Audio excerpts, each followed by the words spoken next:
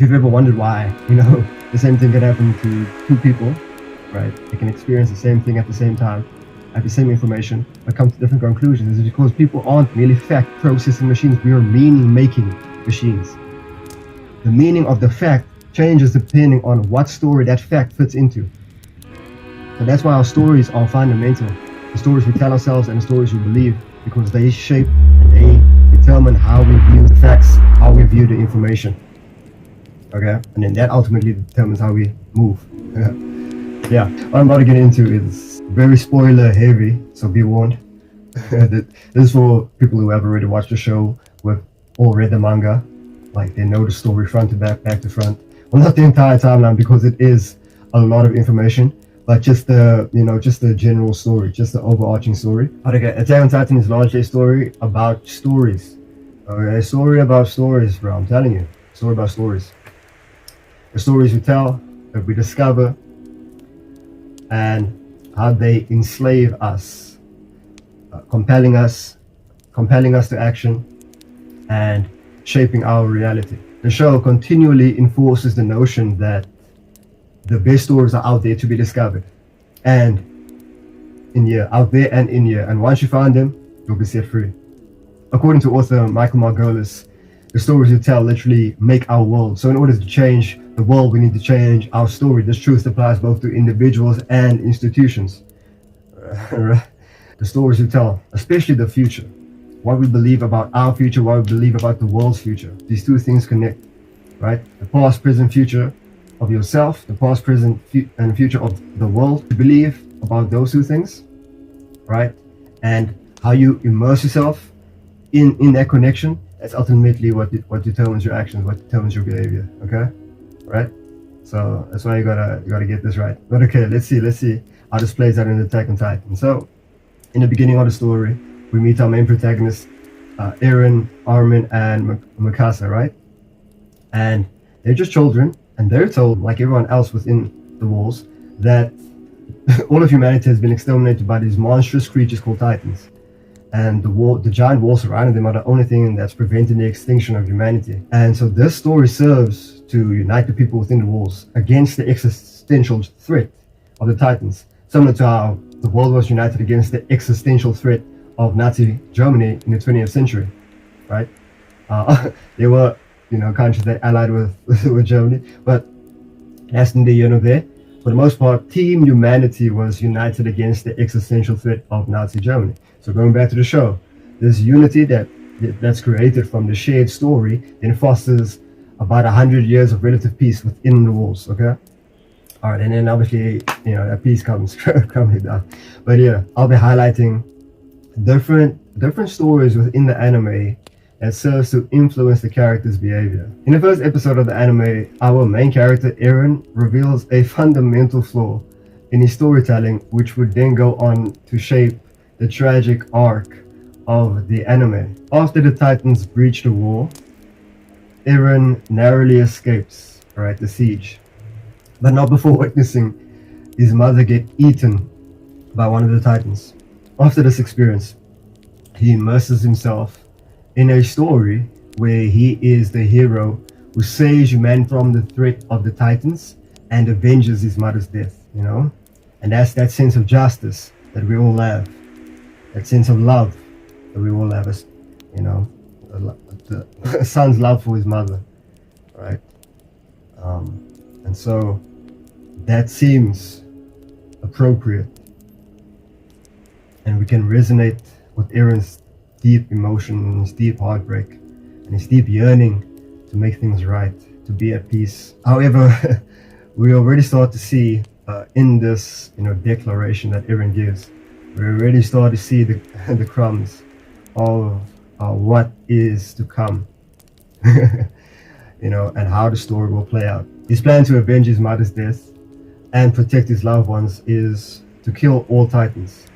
But why kill every single Titan in existence? Why tell yourself that?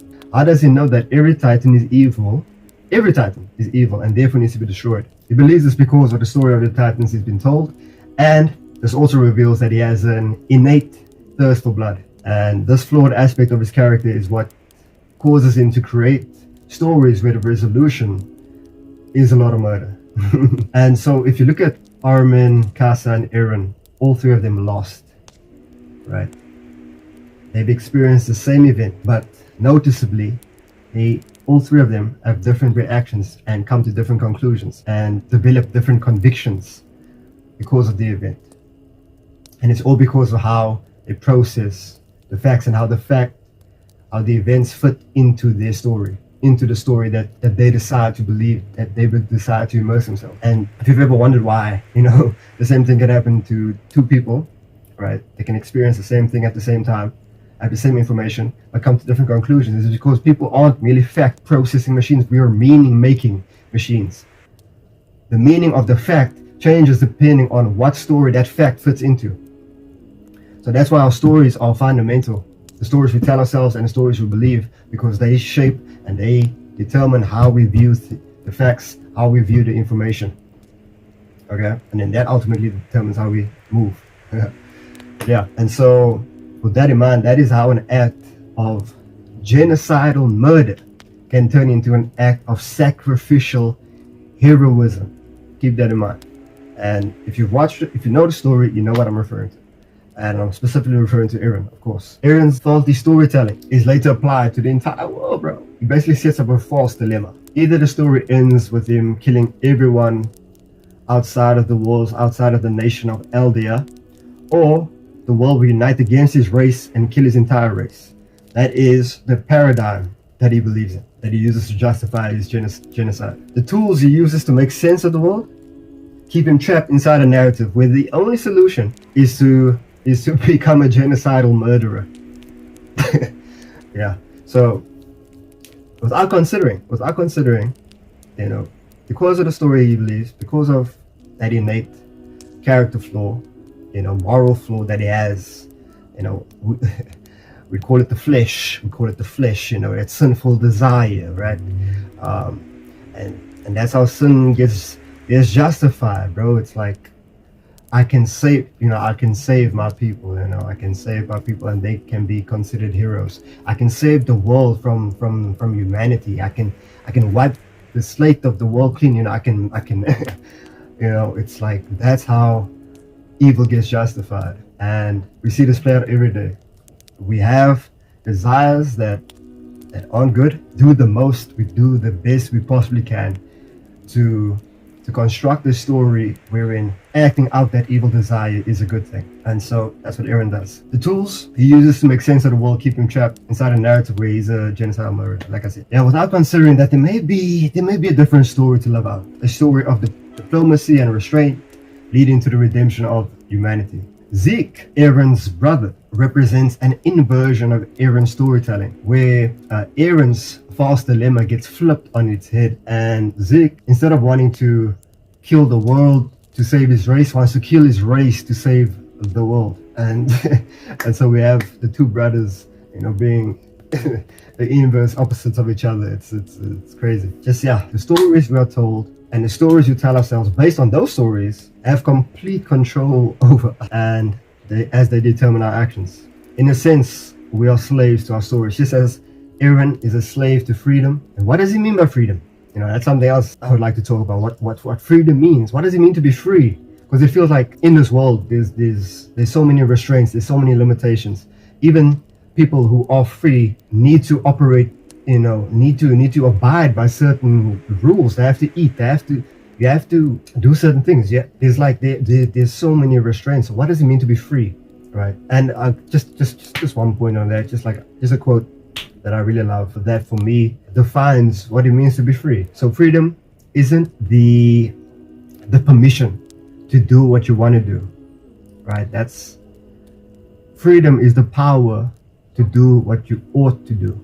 It's the power to be able to do what you should do. That is true freedom. Freedom is a means to an end.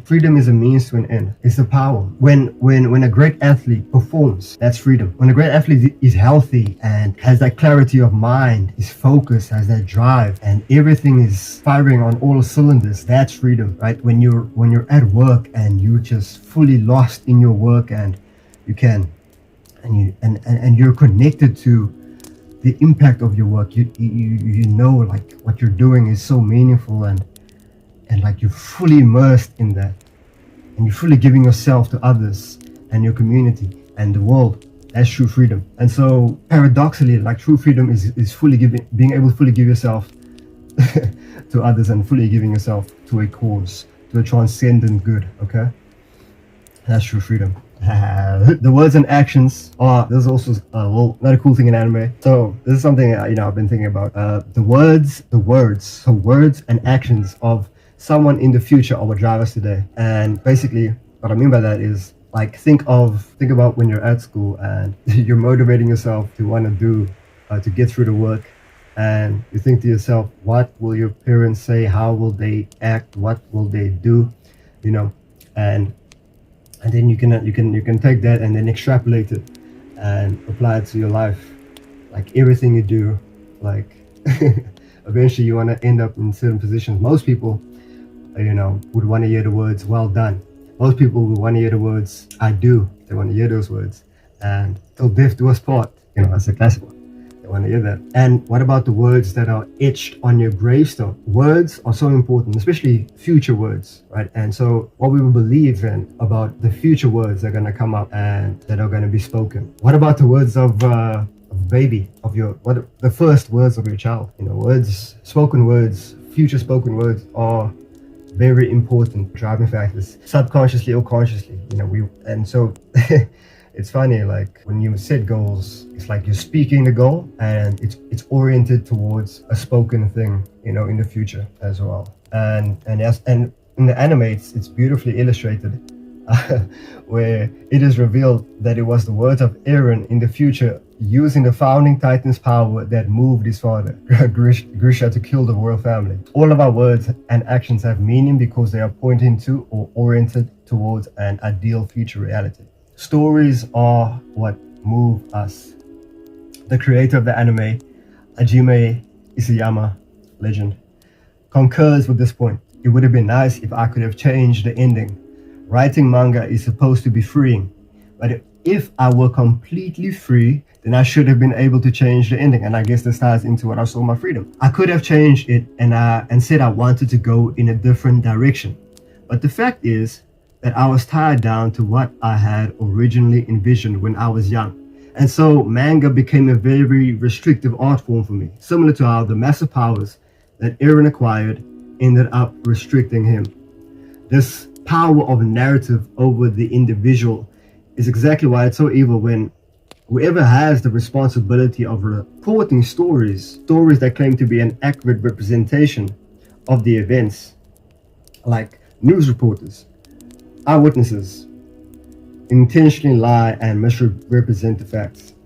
That is why it's so evil when people in these positions lie and misrepresent the facts. Okay. In Attack on Titan, we have many authoritative figures distilling the historical narratives of the societies to their citizens. And we see that these figures use their false narratives to bend the behavior of their citizens to their own will. The first false narrative we're introduced to is the history of the battle between humanity and the Titans that was crafted by King Karl Fritz, the king of the nation of Eldia. This narrative was held to by his descendants as they were enslaved to the will of the founding Titan. This made the citizens of Paradis Island, namely the Eldians, unaware of the impending threat of the other nations. King Karl Fritz also conspired with the Tiber family to create a false narrative involving a Malayan man named Helos to spur on Eldian infighting and function as a hero for the Malayan people, which led to the oppression of the Eldians within Mali. The nation of Mali went from being an oppressed group to the most powerful nation in the world after obtaining 6 of the 9 Titans. After their claim to power, the Eldians who remained were placed in internment camps. In order to control and use the Eldian population, the Malayans fabricated the story that the founder of the Titans, Emir Fritz, had obtained the Titans' power through a deal with the devil of all the earth. But in reality, she got the power of the Titans after touching the source of all living matter. These are a few of the key false narratives that push the story forward and compel the characters to action. And this echoes a key theme in the Chronicles of Narnia, The Lion, the Witch, and the Wardrobe, where Edmund and his siblings get thrust into a magical world where Edmund gets told one story of the world by the White Witch, and his siblings get told a different story of the world by the victims of the White Bridge. The two different stories that the siblings believe end up determining the actions that the siblings take, and by virtue the events that take place in Narnia, which is why we should scrutinize the stories we believe and ask if they are true, good, and if they are beautiful, because we are slaves to our stories. But that doesn't mean that we are bound to a predetermined story. Many of us have the freedom to choose which story will enslave us. We can choose from the stories that reveal themselves to us, and the story we choose to live in will enslave us. Some stories are closer to reality than others. The further away your story is from reality, the more anguish you will ultimately experience. This reflects a sentiment shared in our modern world. Many of us are untrusting of history and the authorities that dispense historical narratives. And for good reason. How do we know that history isn't just a series of lies that everyone has decided to agree on? Well, since it's impossible to go back in time to gather all of the facts, it's impossible to be certain if the accounts we have actually provide the truth. As we've established, the stories we believe about our past and the world around us have a profound effect on our behavior. So how can we separate true stories from true myths? We need to discover the truth of our stories the same way we determine if a criminal standing in front of a jury has committed a crime. Historians discover past events just like police and forensic scientists do, by piecing together eyewitness accounts and corroborating evidence. A jury makes a judgment about the guilt or innocence of someone based on knowledge of some past event. Therefore, if you cannot know history, then no jury could ever reach a verdict. The kinds of historical tests forensic scientists and historians use include the following. Early testimony. Generally, the earlier the sources, the more accurate the testimony. Do we have testimony from multiple independent eyewitness sources? Eyewitness testimony is generally the best means of establishing what happened. Do we have any enemy attestations? If opponents of the eyewitnesses admit certain facts stemming from the eyewitnesses are true, then those facts are probably true. For example, if your mother says you are brave, that might be true, but it's probably more credible if your arch enemy says the same thing. Do we have corroborating evidence from archaeology or forensics? Even in a criminal case in which the burden of proof is highest, the jury is asked to decide if the accused is guilty, not beyond all doubt, which is impossible, but beyond all reasonable doubt, right? So for everything that you believe, there's always room for doubt. Anything is technically possible. We don't know anything for certain. Even things about reality, about the present moment that we're experiencing right now, like is the device that you're using, like is that even real? Are we living in a simulation? Anything is possible. We could be living in a simulation. We could be living inside of a vat soup. Yeah, bro, we could be brains, just submerged in a vat soup, right? Connected to a supercomputer that's simulating and projecting this reality, and into our minds. Like, it is possible, right? It is possible that people in the future might have created a machine, as a matrix-like machine, and that's what this is. Anything is possible, but we operate on degrees of probability. What is most probable? Nothing is certain. What is most probable, right? And so the same way we act and we behave in the real world, and my favorite example of this is you're never certain if you're going to make it safely to your destination. If you're driving somewhere, it's impossible to know the outcomes of future events with 100% certainty, right? It's probable based on what? Based on the evidence of the past, based on your experience, based on, experts, what they say, based on what your enemies believe, that it's highly probable that you will reach your destination safely. And that's why we're willing to get in that machine and travel at those speeds, because of the evidence, and not because we're 100% sure, not because the evidence leads us to be 100% certain of the outcomes, but because the evidence leads us to give the outcome a high degree of probability. And so that's how you got to view history. Which events, which historical events, historical claims have the highest degree of probability, and they use the same tests you use that that these prosecutors use, right? That the court system uses to prosecute criminals and sentence them to life. You can use the same tests, and basically it's the same test you use in your daily life. Even like when looking for, and the better we use the tests, the more comprehensively we use these tests, the better decisions we're gonna make. Ultimately, the stories we believe about ourselves and about the world around us determine our behavior and the quality of our lives. Attack on Titan demonstrates this point time and time again. Therefore, it is of utmost importance to get your story right and to get the story of the world around you right. To get the story of the world around us right, we can use the same tools that forensic scientists use to lead to the prosecution of criminals: early testimony, multiple independent testimony, enemy attestation, and corroborating evidence from external sources. Unlike the Eldians and Marleyans, we don't have to rely on authority with hidden agendas to learn the truth about the world's story. We can, with the tools of the historian and the lawyer in hand, discover to the best of our abilities that story for ourselves. What is the true story of the world? Its past, present, and future. The story that best makes sense of our world and the world inside of our souls. His name is Jesus. Low-key. Yeah.